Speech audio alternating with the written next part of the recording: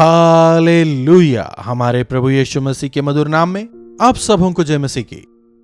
सुबह हो चुकी है, एक और अवसर प्रभु ने हमें दिया कि हम मिलकर उनके वचनों पर मनन कर सकें, इसलिए प्रभु का धन्यवाद।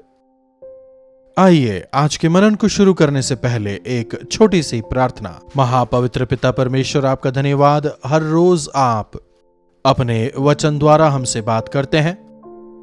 आज भी अपने वचनों से हमें सिखाएं, हमारी अगुवाई करें। प्रार्थना यीशु के नाम से मांगते हैं, आमीन। क्या प्रभु बात करते हैं? शायद पूछ रहे हो। हां, प्रभु बात करते हैं अपने वचन द्वारा। स्पष्ट तौर पर वे हमसे बात करते हैं। हम जो प्रभु के सेवक हैं, जब वचन का प्रचार करने के लिए खड़े होते हैं, हमारे वचन नहीं, प्रभु के दिए हुए वचनों को हम आप तक पहुंचाते हैं। पवित्र आत्मा की सहायता से पवित्र वचन को आधार बनाकर उस वचन के सार को हम आप तक पहुंचाते हैं। गिनती की पुस्तक 21वां अध्याय उसकी 4थी आयत से पढ़ रहा हूं। देखिए, फिर उन्होंने होर पहाड़ से कूच करके लाल समुद्र का मार्ग लिया कि एदोम देश के बाहर बाहर घूमकर जाएं, और लोगों का मन मार्ग के कारण व्याकुल हो गया, या उनके प्राण व्याकुल हुए। यहां क्या हो रहा है? इस्राएली होर पहाड़ से कूच करके लाल समुद्र का मार्ग लेते हैं ताकि एदोम के बाहर से घूमकर जा सकें, और मार्ग के कारण लोगों के मन व्याकुल होते हैं। समझ रहे हैं? हम सभी चाहते हैं कि हमारे जीवनों में हम आशीष पाएं, सफल हों, हमारी इच्छाएं आशाएं पूरी हों। बहुत अधिक सफल होने की इच्छा, बहुत ऊंचाई पर पहुंचने की इच्छा हम में होती है। तो जब हम उस महान लक्ष्य को हासिल करने का प्रयास करते हैं तो कठिन परिश्रम की आवश्यकता है, ज्यादा देर इंतजार की आवश्यकता है। जितने बड़े लक्ष्य को हासिल करने की हम इच्छा रखते हैं, उतना अधिक हमें दाम चुकाना होगा। इस बात को कई बार हम भूल जाते हैं। आसानी से कैसे ऊंचाई पर पहुंचा जाए, शॉर्टकट से कैसे सफल हुआ जाए, इंसानों का प्रयास यही होता है। लेकिन जो कोई परमेश्वर द्वारा आशीषित होना चाहते हैं, यदि परमेश्वर के वायदों को जीवन में चाहते हैं, परमेश्वर के द्वारा वे उन्नत स्थान पर यदि पहुंचना चाहते हैं, तो उसके लिए उन्हें संघर्ष करना होगा, तैयार होना होगा, प्रभु पर इंतजार करना होगा। करीब 400 साल इस्राएली मिस्र में गुलाम होकर जी रहे थे। जब उनसे गुलामी सहन नहीं होती है, वे परमेश्वर की दुहाई देते हैं, प्रभु को पुकारते हैं। परमेश्वर मूसा को भेजने के द्वारा अनेक चमत्कार करते हैं, और अंततः मूसा की अगुवाई में परमेश्वर उन्हें गुलामी से बाहर निकालते हैं। बाहर आने के साथ ही वे दूध और शहद बहने वाले वायदे के प्रदेश में प्रवेश नहीं करते, लेकिन उस वायदे के देश में प्रवेश करने के लिए उन्हें समय लगता है, उन्हें घूमना पड़ता है। इसी प्रकार हमारे जीवनों में भी उद्धार पाने के साथ ही कुछ लोगों को लगता है कि सब कुछ ठीक हो जाएगा, तमाम आशीषें मिल जाएंगी। प्रभु को जीवन देने के साथ ही अब हम इंसान नहीं, महामानव बन गए हैं, और अपने आप को तैयार तक नहीं करते और ना ही प्रभु की इच्छा का इंतजार करते हैं। सामने एक यात्रा है। उस यात्रा के दौरान कई लोगों की छटनी हो जाती है, फिल्टर हो जाते हैं। कुछ कुड़कुड़ाते हैं, कुछ बुड़बुड़ाते हैं, कुछ प्रभु के विरोध में खड़े होते हैं, कुछ लोग पाप को स्थान देते हैं, कुछ लोग शैतान को जगह देते हैं। लगभग सभी विभिन्न कारणों की वजह से, विभिन्न पापों की वजह से परमेश्वर जिस स्थिति में उन्हें देखना चाहते थे, वहां पहुंचने से पहले ही खत्म हो जाते हैं। यहां की घटना जो है, एदोम देश के बाहर से जाने के लिए वे होर के पर्वत से कूच करके लाल समुद्र का मार्ग लेते हैं। एक लंबी यात्रा उनके सामने होने की वजह से यहां हम देखते हैं कि उनके मन व्याकुल हो जाते हैं, लोगों के प्राण बेचैन हो जाते हैं, दुखी हो जाते हैं, वैक्स्ड। और कितने दिन और कितना समय। आज कई लोग उनकी इच्छा पूरी ना होए तो तुरंत ही बेचैन हो उठते हैं। कब देंगे, ये कब होगा, प्रभु कब होगा। परमेश्वर सही समय पर सब कुछ सही करते हैं। उन पर विश्वास करने वालों को ऐसे बेचैन होने की आवश्यकता नहीं। प्रभु आपको कुछ बहुत बड़ा देना चाहते हैं, इसीलिए वे अधिक समय आपको इंतजार करा रहे हैं। क्या आप लोगों ने फाइल फाउंडेशन के बारे में सुना है? जिन जगहों पर जमीन दुरुस्त नहीं होती, जहां नींव ठीक ढंग से नहीं डाली जा सकती, तो ऐसे हालातों में वे गहराई में जमीन में रॉड्स को घुसाते हैं। रॉड्स घुसाकर उस पर जोर से धम धम मशीनों से उसे बैठाने का प्रयास करते हैं। मतलब वो स्ट्रक्चर जो है उसकी नींव जमीन पर नहीं लेकिन उन रॉड्स पर आधारित होती है। रॉड जितना ज्यादा नीचे जाएगा, आने वाले दिनों में बिल्डिंग जो है उतने अधिक समय तक स्थिर रह पाएगी, दृढ़ता से खड़ी रह पाएगी। उसी प्रकार प्रभु हमें जितना ज्यादा आशीष देना चाहते हैं, जितनी ऊंचाई पर वे हमें ले जाना चाहते हैं, उतना अधिक वे चाहते हैं कि हमारी नींव गहरी हो, हम स्थिर रहें, और इसके लिए इंतजार आवश्यक है। जो जितना गहरा होगा उतना अधिक फलेगा, प्रभु कहते हैं। अगर फल लग रहे हो लेकिन नींव गहरी ना हो तो क्या होगा? तूफान, आंधी तूफान आने के समय वो पेड़ गिर जाएगा। बरगद के पेड़ों को देखिए, उनकी नींव गहरी होती है, इसलिए किसी भी परिस्थिति में वे गिरते नहीं। इसी प्रकार आत्मिक जीवन में दृढ़ होने के लिए प्रभु विभिन्न परिस्थितियों को हमारे जीवन में अनुमति देते हैं। जब परेशानियां आती हैं, बातें इच्छा अनुसार नहीं होती, तुरंत ही कई सारे लोग बेचैन हो जाते हैं, व्याकुल हो जाते हैं, हार मान लेते हैं। कुछ लोगों के विवाह होने के साथ ही बच्चे हो जाते हैं। कुछ लोगों को 4-5 साल इंतजार करना पड़ता है, कुछ लोगों को तो 10-15 साल इंतजार करना होता है। इनमें से अधिकतर लोग इंतजार नहीं कर पाते, शॉर्टकट्स ढूंढने का प्रयास करते हैं, स्वयं अपने निर्णय ले लेते हैं। लेकिन यदि हम बाइबल में देखें, राहेल के विषय में देखें, उसके बच्चे नहीं थे, कई साल तक उसने विनती की, सही समय पर उसे प्रभु संतान देते हैं। यूसुफ और बेंजामिन उन तमाम में श्रेष्ठ संतान हुए। हन्ना प्रभु से विनती करती है, उसके संतान नहीं थे, सही समय पर परमेश्वर उसे एक बेहतरीन संतान देते हैं, एक के बाद 5 और संतान देते हैं। एलिजाबेथ और जकरिया को देखिए, धर्मशास्त्र के अनुसार जीने वाले थे, लेकिन बूढ़े हो गए, कोई संतान नहीं थे। लेकिन उनके बुढ़ापे में प्रभु ने संतान देते हैं। यूहन्ना बपतिस्मा देने वाला, जो प्रभु के मार्ग को तैयार करने वाला हुआ। यदि आपको लगता है कि आज आप कठिन परिस्थिति में हैं, तो उतनी बड़ी आशीष आपको मिलने जा रही है।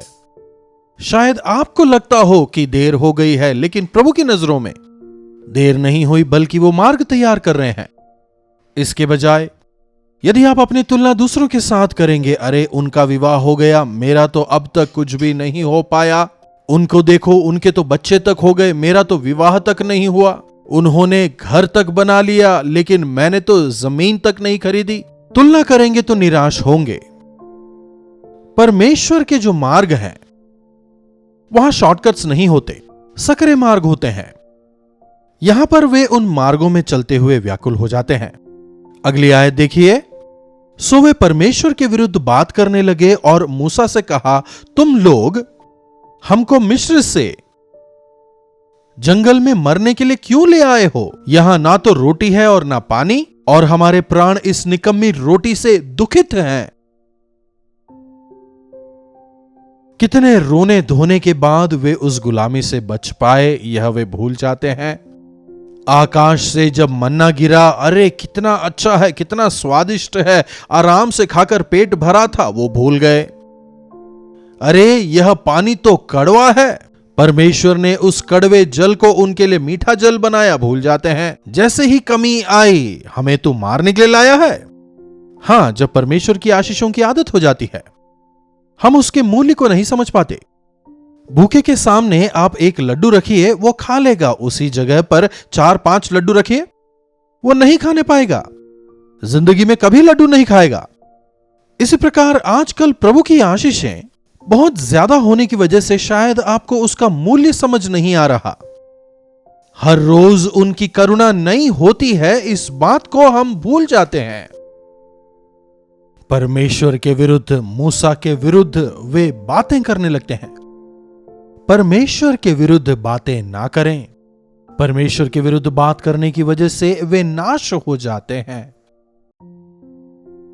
परमेश्वर नाराज होकर विषैले सांपों को उनके बीच भेजते हैं। जितने लोगों ने परमेश्वर के विरोध में बातें की थी, तमाम मर जाते हैं। कई लोग मर जाते हैं। देखिए, जब कभी आप परमेश्वर के विरोध में बातें करते हैं, मतलब शैतान की सोच, शैतान का विष आप में आ गया है। परमेश्वर के भेजने का मतलब यह नहीं कि उन्होंने भेजा, बस उन्होंने अपना हाथ हटा लिया। शैतान नाश करने के लिए हमेशा तैयार होता है, लेकिन जब तक प्रभु का बाड़ा हमारे चारों ओर होता है, वह हमें छू नहीं सकता। यदि प्रभु अपना हाथ हटा लें, हम काफी आसानी से शैतान के हाथों में पड़कर पूरी तरह से नाश हो जाएंगे। कई सारे लोग वहां पर सांप के डसने की वजह से मर जाते हैं। फिर आगे देखिए क्या हो रहा है, 7वीं आयत। तब लोग मूसा के पास जाकर कहने लगे, हमने पाप किया है कि हमने यहोवा के और तेरे विरुद्ध बातें की हैं। यहोवा से प्रार्थना कर कि वे इन सर्पों को हमारे बीच से दूर करें।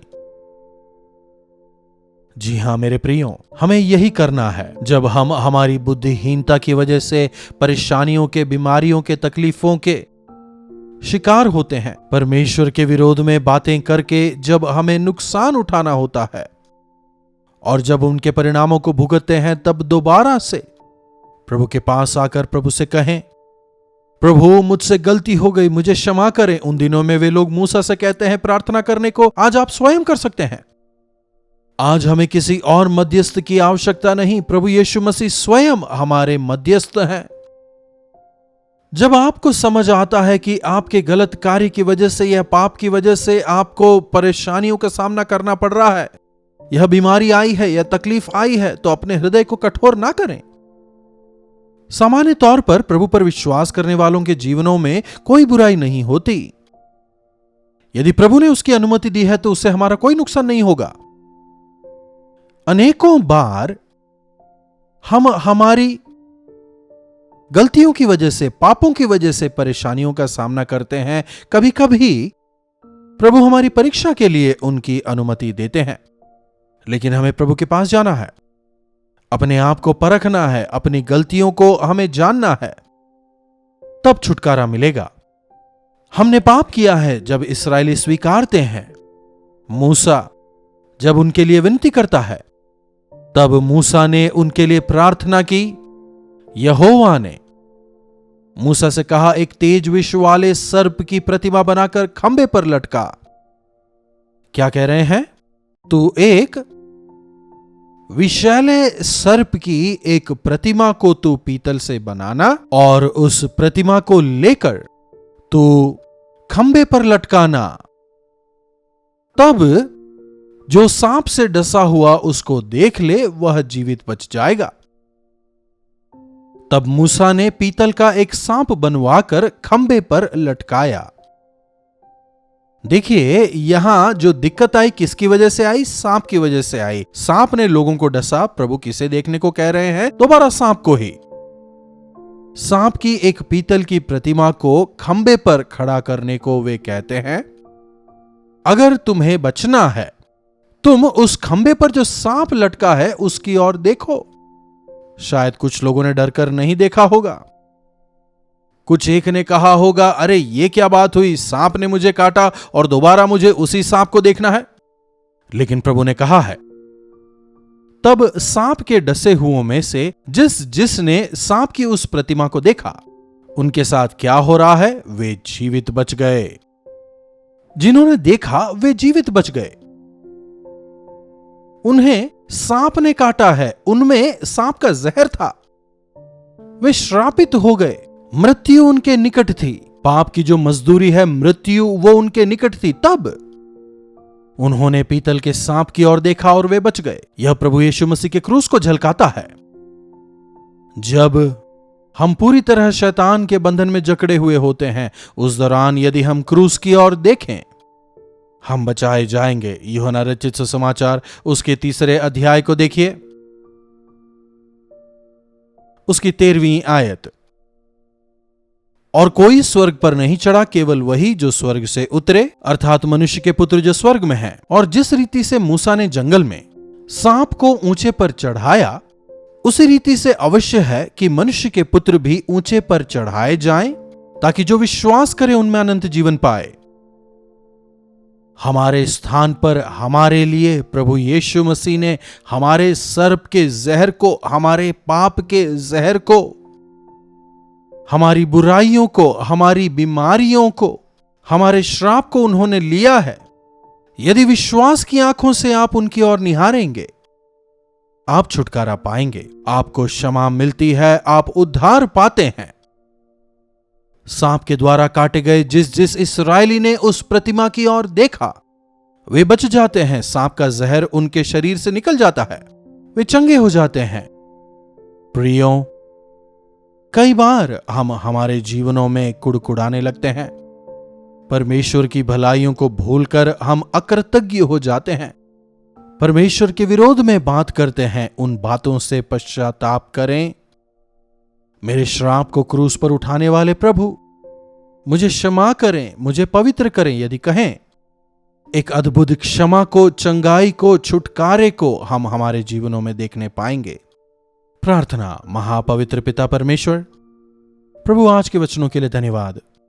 प्रभु, जीवनों में विभिन्न कारणों की वजह से, विभिन्न संदर्भों में हम आपका विरोध करते हैं, कुड़कुड़ाने लगते हैं, आपकी भलाइयों को भूलकर, आपके आशीषों को भूलकर आपका विरोध करने लगते हैं।